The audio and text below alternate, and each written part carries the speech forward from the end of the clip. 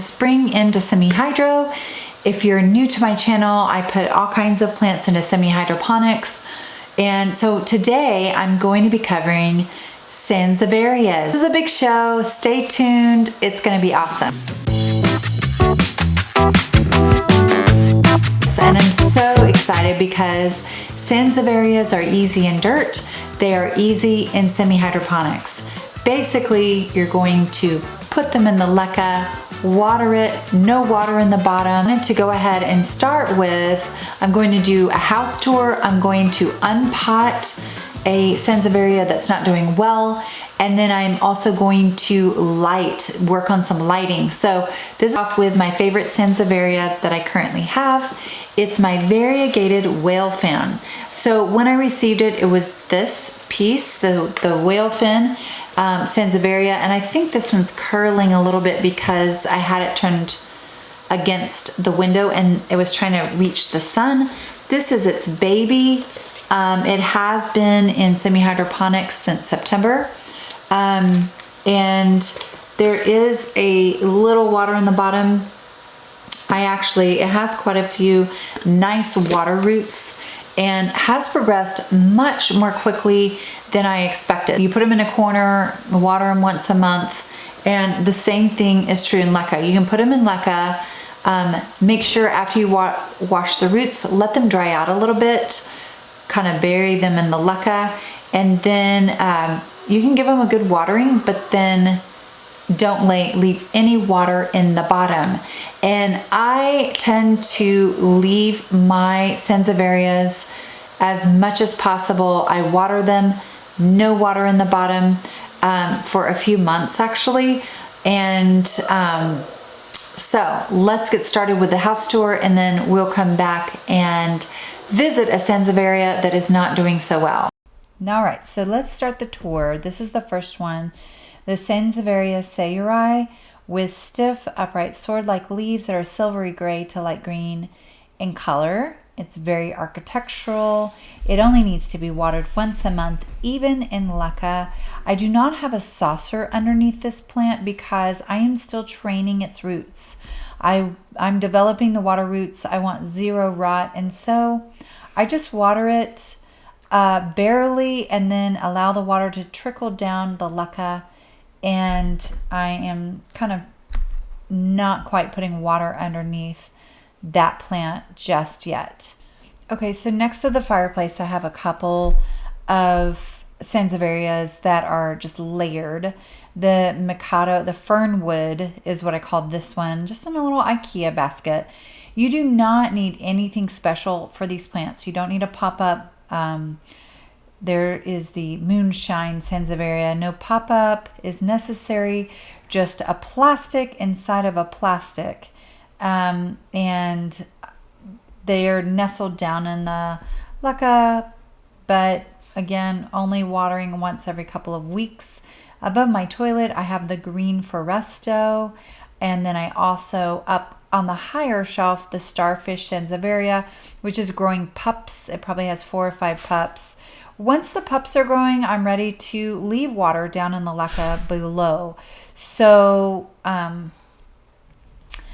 yeah, once we start seeing some growth, that's when I'm willing to leave water down into the beneath pot. And what I do is I just take the Sansevieria out of the pot. I take the dirt out. This is the same pot I got it in from IKEA. And I wash it off. I let the roots dry out really, really well. And then I put it, there's another fernwood, back down in the Leca, and just get a, an 89-cent plastic, container underneath to catch the water. This should be a fairly inexpensive, the main price you're paying is for your Sansevieria plant. There it is, plastic inside of plastic, another fernwood, a great big one. The lighting is really bad on these, and so I want to cover lighting a little bit later in the show, but this is one that's in the boys' room. And in my husband's office, this is the one that's under duress, and it's a black gold giant one. and I'm going to talk about that one a little bit later.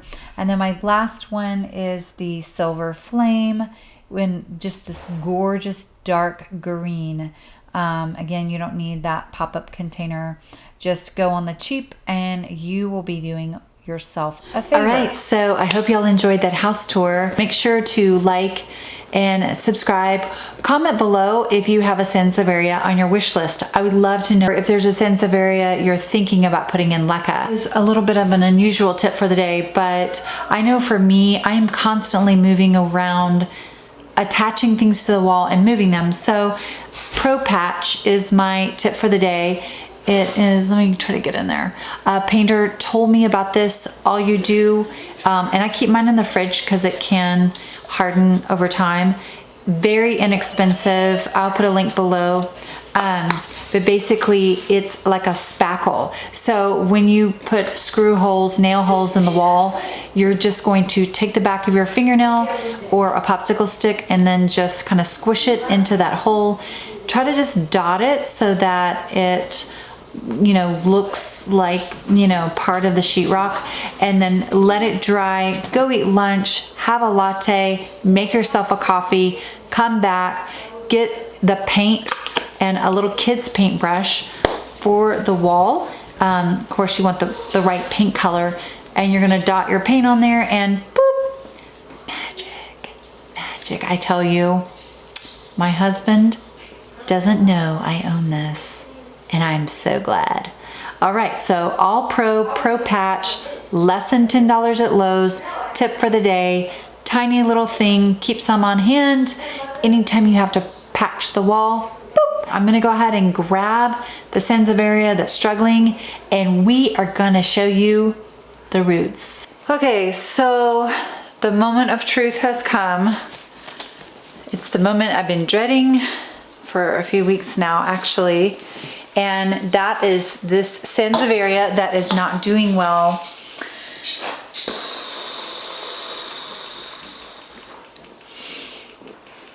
And it was too expensive, too nice, too amazing to not deal with it. But y'all saw me pot it up. This one, this is the Sansevieria. This is the problem. I'm gonna show you what happened. This pot came with this on the bottom. I don't know if you remember this, but in that video, this was the bottom piece, and it can snap underneath and be kind of like a self-watering planter, which we don't want with the Sansevieria. And what I did was I kind of propped it on top so the water would just kind of go down in the bottom. Well, when I walked away or something, the next thing I know, I look at the Sansevieria and you can easily see, you know, some rot, and I start pulling on it. If you pull on it and it's loose, that means there's rotten roots. So I start pulling pieces out. I'm like, oh no, it's rotting. And sure enough, it had collapsed into the little thing underneath and was just sitting in water. I don't even know if any of it's salvageable. I'm pretty sad about it. What I should have done is immediately take it out, dried out the stalks and put it into dry Leca and start over. What I did was I tossed the water, put a fan on it, and just kind of was hoping it would air dry. I think I was really busy at that time. I'm going to take all the stalks out and inspect them and see if anything is salvageable from the group. Yeah, they look pretty bad. So, no. You know what, I'm gonna take the gloves off because there is some rot, but I need to feel if it's wet or dry. So root rot, you can get root rot from being too dry. Sorry Tucker. If the plant's too dry, you can get root rot as well. So if it's too dry, we know how to fix that, and I'll just repot it. So let me take these gloves off because I want to feel,